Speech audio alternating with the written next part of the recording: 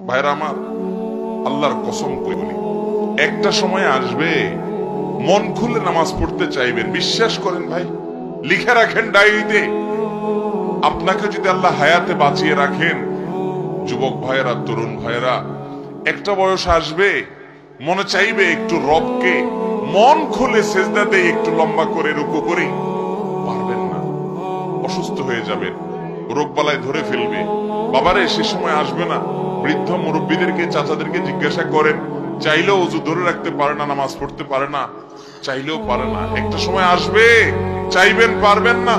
নামাজটাকে সুন্দর করেন, সময় মতো পড়েন, অনেক রাকাত নামাজ পড়বেন, নফল নামাজ পড়বেন। এটার চেয়ে উত্তম হলো ফরজটা পড়লেন, মূল সুন্নত গুলাই পড়লেন, কিন্তু ধীরস্থিরতার সাথে পড়লেন।